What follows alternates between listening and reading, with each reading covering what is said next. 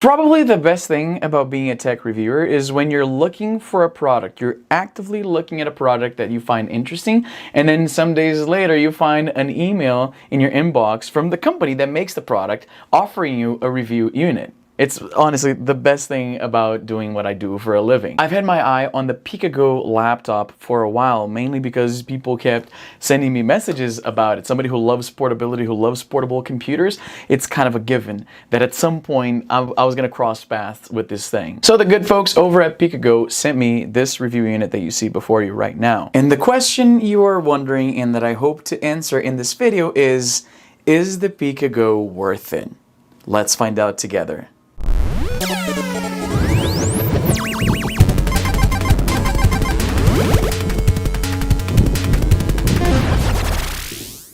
Before we get into this, let me just say this front and center. I'm not being paid for this video, and it did not require approval from the people over at Picago. They have no idea what I'm going to say. They're going to see this video the same time you see it. So the opinions I say here are my own. So let's get into the computer itself. As you can see, and maybe this is just me, I love the look of portable computers like this guy right here. Now, I'm not new to this form factor. Years ago here on the channel, I reviewed this thing right here, the GPD Pocket, which very much looks like a miniature MacBook Pro. I gotta say right off the bat, I do like this look better. I mean, maybe this is just me. Obviously this is, let me get this mouse out of the way here. It's a matter of taste, and obviously it's subjective. And though there are a lot that the Picago does that the GPD Pocket doesn't do, I find that this is more like I said, more MacBooky, and this is more like IBM ThinkPad-y, if that makes any sense. But that's just me. Let me know how you feel about this. Just like the GPD Pocket, this also has a touchscreen, but the main benefit here, this is something that the GPD Pocket doesn't do, is that you can flip the screen all the way out to have this work basically as a tablet. And unlike some other similar devices that I've seen in the past, this actually deactivates the keyboard. You'd think it'd be a given, but some computers that do something similar to this do not deactivate the keyboard, and by pressing buttons here in the back, you're going to be messing around with Windows here in the front. So that's really cool. Let me get this thing out of the frame here because we're not talking about this guy. So let's talk about the size here of this guy. It's 17 millimeters thick, so it's not too thick for a computer, but it's definitely, it feels hefty. It's 113 millimeters wide and 181 millimeters across. It's not too big. Probably the best way to illustrate the size of this thing is by, I'm gonna put my ROG Phone 2 right over it like this. So it's a little bigger than my phone, which is admittedly a pretty big phone. Let me see if there's something else that I can use here to compare it to. Okay, how about this? What could be more appropriate, right? Here it is next to, or rather under, a DMG, the original Game Boy. A little bit bigger than the original Game Boy, definitely thinner. So it's not too big. It's definitely very portable. And in fact, to that point, they included this with my package. Now, I'm not too sure if this comes with the device itself. It's on Indiegogo right now. I don't believe it's being sold outside of that. So it comes, or at least my review unit came with this little pouch here. Fits pretty snug, and there it is. You zip that, and there's your laptop in a little purse of sorts. This is the kind of thing that for school or for work would be great because it doesn't add that much bulk to what you're already carrying. Let's open the Picago here. Oh, definitely not going to be opening this with one hand. And here we're back in.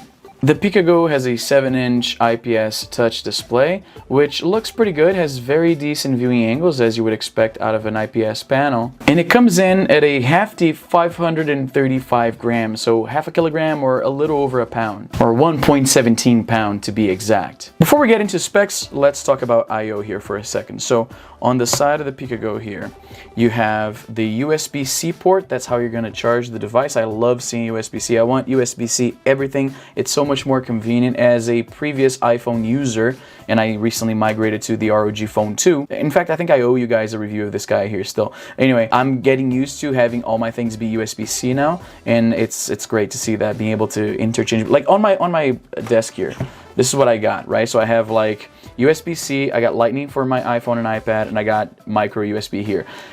At one point, I'm gonna do away with these, and all I'm gonna have here is USB-C. It's gonna be great. I can't wait. So getting back to I/O, you got the USB-C port that I mentioned. There's an LED to indicate that it's being charged. Let me show you like so.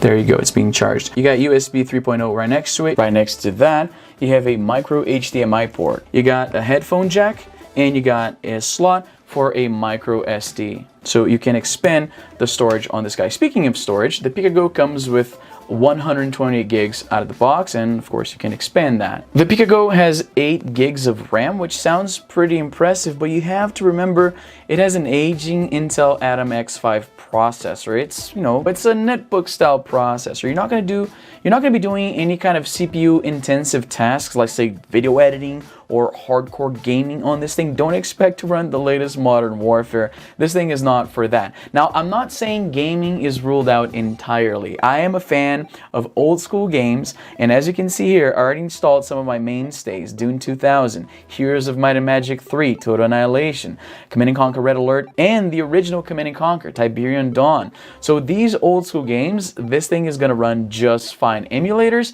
you got it. It has Bluetooth, so you can pair a Bluetooth controller to it to play old school Sega Genesis or Super Nintendo games. So for that kind of gaming, this is your guy. Now for the keyboard, it's a full QWERTY keyboard, though a little on the cramped side, and that's to be expected. After all, it's a 7-inch screen.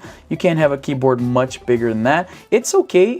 You can type on this thing, but I wouldn't expect to be filling out long expense reports or be doing a whole lot of work on it. This is great for tasks where it just be much better to deal with actual windows and actual computer. Like, say if I'm traveling and I notice there's something wrong with one of my videos, something in the description is kind of messed up, I have to change the annotations, the end cards, like those kinds of things. You can do them on a phone, but it takes so much more work, and that's where something like this shines. I paired this Logitech mouse here to it, and yeah, it's great to be able to have this in my back pocket at a trip. If I need to do some actual work, something that on my phone would be just too cumbersome, it's great to be able to pull this out and then just use it. Also, the battery isn't too bad. Out of the box, this comes with Windows Home S mode, meaning you'll only be able to run applications you downloaded from the Microsoft Store. It's easy enough to turn it off, which I had to do to download all these games here. Going back to the screen here for a moment, we're dealing with a 1920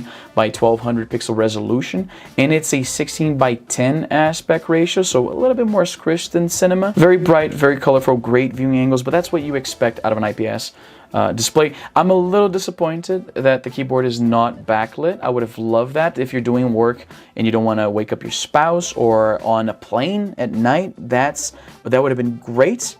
Unfortunately, I'm not sure why these small laptops. It's the same case with the GPD Pocket, the keyboard, which, you know, it's good. It's comparable to the GPD Pocket. After all, they're about the same size. It's great. It's a great little keyboard, but not backlit. The other problem I have with the input here on the PicoGo is this thing right here. Now, at first glance, you might think that that's a little IBM ThinkPad style nub, right? A little nipple there for you to move around. No, this is a mini, or rather micro touchpad. This doesn't move around, it just detects your finger like a touchpad. And this, do not expect to want to use this for more than maybe 10 seconds. This is not a great way to move the cursor around. It'd just be much better to just touch the screen and do things like that, move things around and click on things and, oop. Let's put this back where it was, right there. It'd be far easier to just put your fingers right on the screen, because this is barely usable. In my opinion, I'm not a fan. I much rather something like this, like the little nipple I also don't like, but I feel more in control. This one, I feel like there's a lot of, like, you see what I mean? Like, maybe if I mess around with the sensitivity settings, I don't have to do so much of this to get the cursor to move around, but this is not great. You really want to have a Bluetooth mouse, or maybe just, like I said, touching the screen. Now for the battery, this thing has a pretty generous 4500 milliamp hour battery, and in some of the reviews I haven't been able to stress test this and like to use it from 100 to 0, so I can't speak about that, but I've seen some reviewers quoting it between 7 and 10 hours, and obviously that's going to depend on what kind of tasks you're using your PicoGo for, and obviously the brightness setting also. You're using a lot of really CPU intensive tasks, the battery's not going to last quite as long, but 7 to 10 hours seems pretty decent. As you can see here on my unit, not sure if it's very legible, but it's at 46% right now, and it's giving me a quote of 3 hours and 53 minutes remaining. So just under 4 hours for about half the battery. So double that, that would, you know, that would extrapolate to about 8 hours. So that is in line with what I'm seeing in some of the reviews I've read so far. Also, if I were to adjust here the, keep in mind I can also, shut the f up. Keep in mind I can also tweak the battery settings here to have it prioritize performance over at the right hand side here, or prioritize battery life. So that could, shut the f up! As I was saying, you can tweak the battery settings here to prioritize either performance or battery life. So presumably if you have this all the way to the bottom and you turn down the brightness a little bit and you're not playing a lot of CPU intensive games, which you shouldn't be doing on a computer this size anyway, it might squeeze out a little bit more life out of that 45 milliamp hour battery. Overall, I'm really satisfied with this package. I haven't had the opportunity to use this at a trip, but I am going away pretty soon. I'm going to be bringing this thing with me. It's like I said, though phones are so capable these days. Can you see that? I cracked the back of my ROG Phone 2 last night. I'm still heartbroken over it. Those cell phones are so competent these days for every kind of task, especially now that I'm migrated to Android. I felt very shackled with iOS. Now with Android, there's so much more that I can do. Nothing beats actual Windows, like an actual keyboard to type, an actual OS that you can work on, actual games, some of my favorites, like I said, some that are not super hardware intense, like, you know, Command & Conquer, like things like that. That's a great computer for those types of tasks. Anyway, that's the Picago. I'm gonna leave a link in the description to their Indiegogo. As I understand it, at the moment, they're only selling it through Indiegogo, which is a common practice for some of these manufacturers I've noticed. It was the same thing for the GPD Pocket. I wouldn't recommend this as your only laptop, but this is a great little companion machine. When you know you're not gonna need to like edit video or do anything too intensive, you just, what is it, Windows? If you're going away and you're not expecting to do a lot of heavy duty work, but you want that peace of mind of knowing that if you need to do something urgent, you have a full-fledged computer at your disposal. What the f? And I very much love that it doubles as a tablet. This is pretty cool. Like for reading the news, reading books, comic books. This is pretty cool. I like this quite a bit. This is definitely something that I'm looking forward to using in a future trip or something like that. As I was saying, that's the Picago. As a fan of portability, I love that companies are putting out more devices in this form factor at this price point, which by the way, I didn't talk about. This thing sells for $300 US. I find that it offers a pretty decent value for that $300. But what do you think? Let me know in the comments down below. If you're new here, consider liking and subscribing. That helps me out so very much. If there's anything you want me to cover here on the channel, let me know in the comments. Follow me on social media, both Twitter and Instagram. I'm very active on both. And that's all the time I have for today. I'm Izzy, and I'm done.